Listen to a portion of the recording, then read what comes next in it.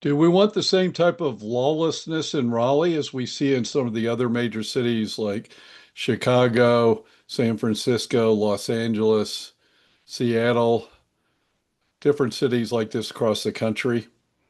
Folks, this is Whitney for Raleigh. I want to talk about why Raleigh needs to keep up with their police force.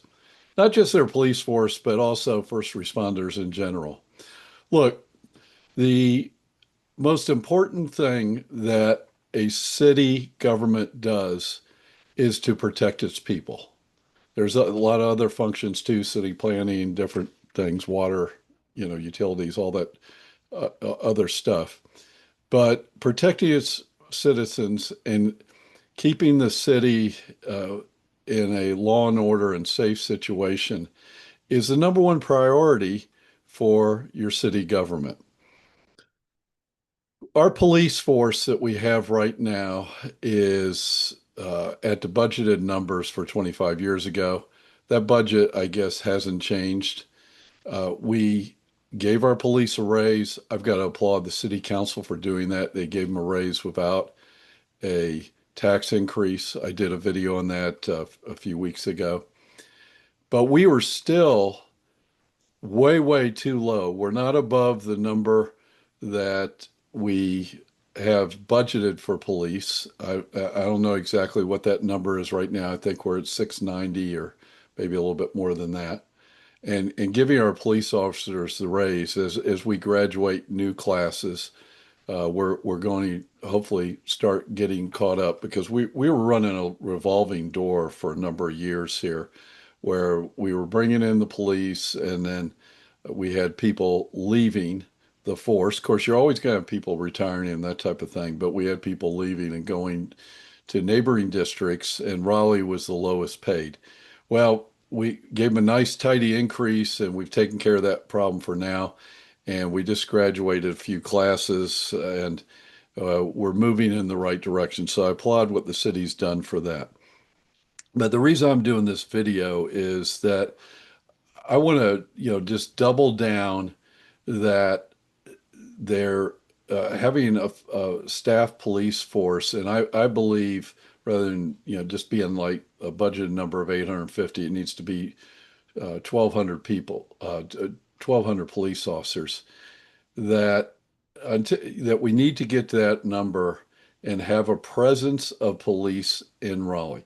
Right now, our guys, as much as they do, and they have been reaching out to the public. I know I've been to a few of these, have a cookie with a cop, and some of these other public events that they've had. These things are really great. They need to get the police officers out of the car and meeting the public and building relationships. And I believe that stuff is going on as well as they're able to. But folks, when you got an understaffed police department, they are going to be spending most of their time going out on calls. And of course, we want them doing that. So there's not going to be a lot of extra time to be able to do the public things that need to happen. And what we really want is for the amount of crime calls to go down. And you have to look at the police department is what's desirable is to have them as an occupying force. Criminals are going to be way less likely to commit crimes when there's police around. I mean, to me, that's just sort of obvious. A lot of people don't see, some people don't believe that. There is a political element in Raleigh, and look, I'm sympathetic with them, but the belief system is crime's going to go down if we have less police people and we take that money and put it into social programs.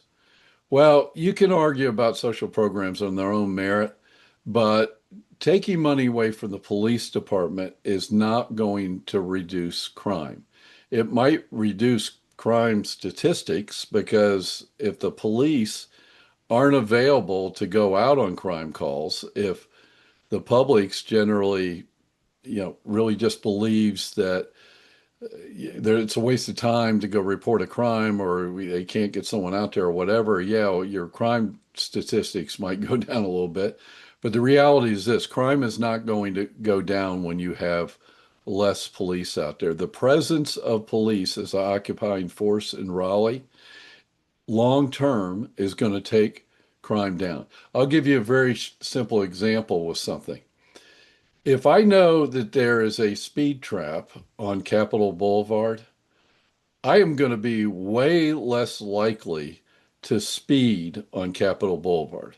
Now, I may not like the fact that there's a speed trap there, but this is just an example to show you how presence of a police, and if they just did a speed trap every once in a while, I'd always be wondering, is there a speed trap up there?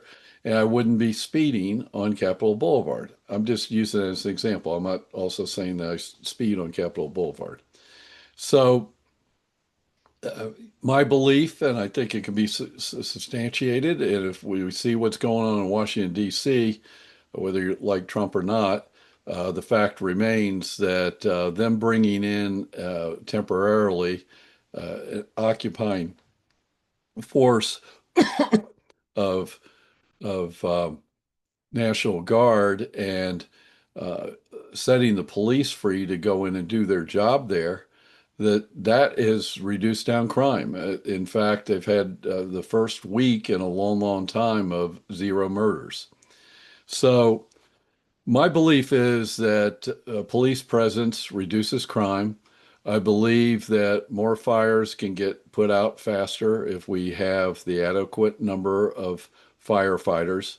I believe that more people are going to be saved, going to, getting to the hospital on time, heart attacks and everything else, if we have enough uh, uh, emergency medical people to go out and get to people soon enough.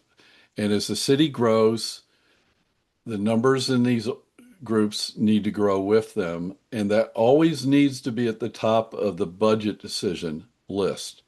And then you can get the special projects and the things down below. But these are infrastructure services, and you know, over the last 10 years, we have really probably longer than that, we haven't been keeping up.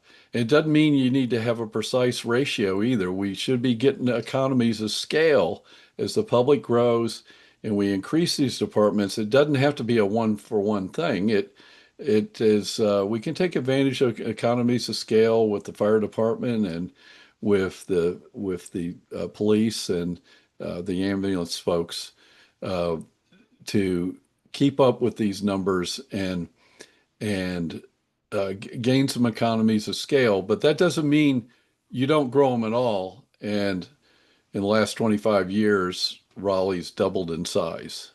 That's not the way this works. That's having an overtaxed police department and other first responders.